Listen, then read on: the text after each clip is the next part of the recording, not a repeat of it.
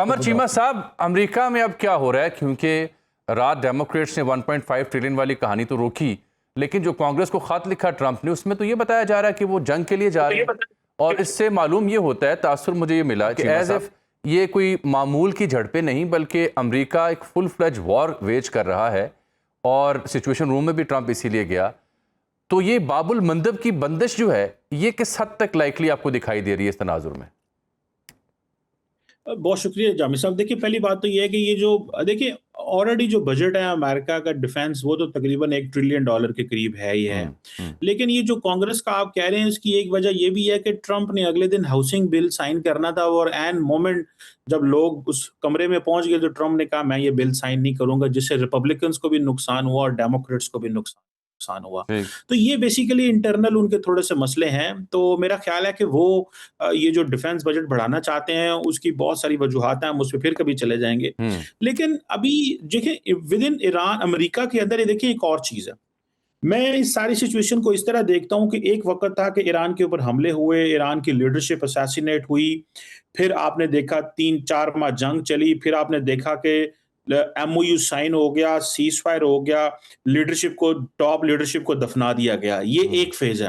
अब एक दूसरा फेज है, और दूसरे फेज के अंदर ये है कि ईरान ने एमओयू के पोस्ट एमओयू चीजों को डेवलप करने की कोशिश की, और वो कह रहे हैं कि हम डिसाइड करेंगे कि कौन कहां से गुजरेगा।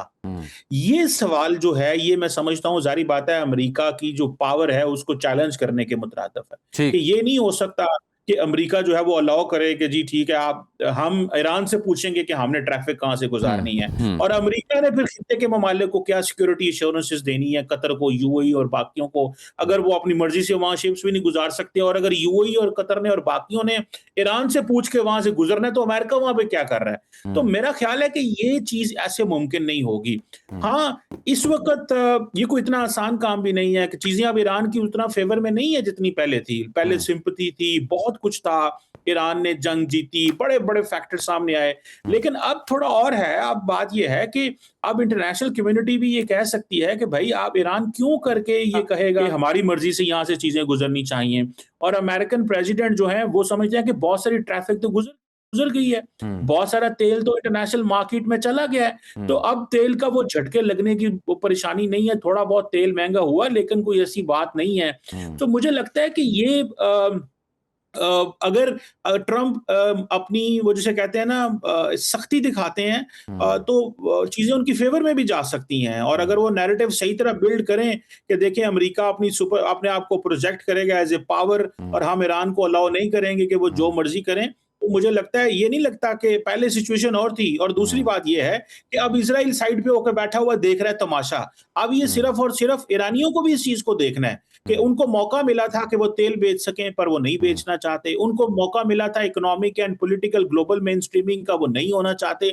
और वो सिर्फ और सिर्फ दुनिया को और खित्ते को और हर चीज को स्ट्रेट ऑफ हार्मुज के लेंस से देखना चाहते हैं। तो मेरा ख्याल है कि ये भी एक क्वेश्चन जो है वो दुनिया के सामने आ रहा है। तो मुझे लगता है कि ये ट्रंप एडमिनिस्ट्रेशन या जो अमेरिकी सदर हैं, वो जारी बात है, वो जैसे अभी सर फरमा रहे थे कि ना अमेरिकन सिंगल हैंडल्ड चीजें कर सकते हैं, ना ईरानियंस। ये थोड़ा इनको लड़ने वड़ने दें, और दोबारा फिर टेबल पे बैठना पड़ेगा। और ये दोबारा आप देखिएगा कि ईरान को अलाउ करना पड़ेगा कि दोनों रूट चलें। ये ऐसे नहीं हो सकता कि एक रूट चले और ईरान की मर्जी से, वरना ईरान का वो ब्लॉकेट कर देंगे, ना ईरान बाहर जा सकेगा, ना अंदर से चीजें आ सकेंगी। तो उनके लिए भी मसला है कि वो अपना कुछ किसी ईरानी पोर्ट पे कोई नहीं जा सकता। तो वो ईरान को पनिश तो कर सकते हैं, लेकिन हाँ, उसकी कॉस्ट वही है। फिर पुरानी बातें कि जी तेल की कीमतें बढ़ेंगी, इंटरनेशनल सप्लाई चेन के मसले आएंगे। लेकिन अब ट्रंप की पोजीशन डिफरेंट है। अब ट्रंप की पोजीशन वो नहीं है कि वो इजराइल के साथ जो है मिल के गया था। अब देखें, अब ईरान गलती ये कर रहा है कि वो अमेरिका और इजराइल के दरमियान जो दरारें थी, वो दरारें कम हो गई हैं। और इजरायली कह रहे हैं देखो जनाब, हम तो पहले ही आपको कह रहे थे कि एतबार नहीं कर सकते। यस यस, बिल्कुल, वेरी ट्रू।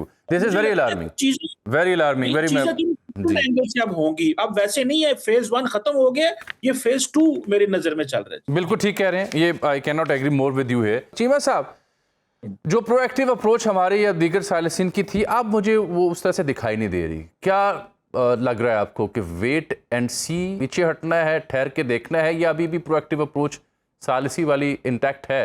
कमर चीमा साहब, देखिए जामिल साहब, बात यह है कि अब देखिए दोनों ममालिक ने ये फैसला किया है कि हमने चीज़ों को मिलिटरीली डील करना है। तो उनको थोड़ा करने दें, इसीलिए सालिस भी थोड़ा साइड पे होके बैठे हुए हैं कि जब हमें राब्ते में होंगे, ज़ाहिर बात है, ये नहीं है कि राब्ते में होंगे, फॉरेन ऑफिस की स्टेटमेंट्स हैं, चीज़ें चल रही हैं। लेकिन एक चीज़ ईरान को समझनी चाहिए, देखिए 2 इंपॉर्टेंट चीज़ें हैं। ईरान के पास इस वक़्त नेगेटिव लिवरेज है, पॉजिटिव लिवरेज नहीं है। नेगेटिव लिवरेज ये है कि वो स्ट्रेट ऑफ हार्मुज़ जो है, वो उसको क्या किसी को फ़ायदा दे सकता है उससे?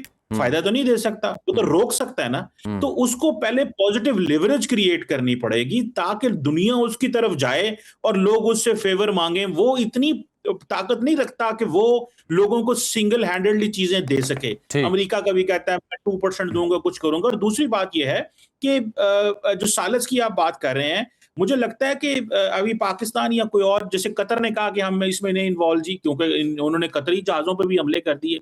तो सवाल ये पैदा होता है कि ईरान का मकसद पता चले कि वो किस तरह चीज़ें डील करना चाहता है। तो मेरा ख्याल है कि सालिस बैठे होंगे, देख रहे होंगे कि ये कब और कैसे हमारे पास चीज़ें आएँगी और हमें कहा जाएगा तो हम दोबारा कर लेंगे।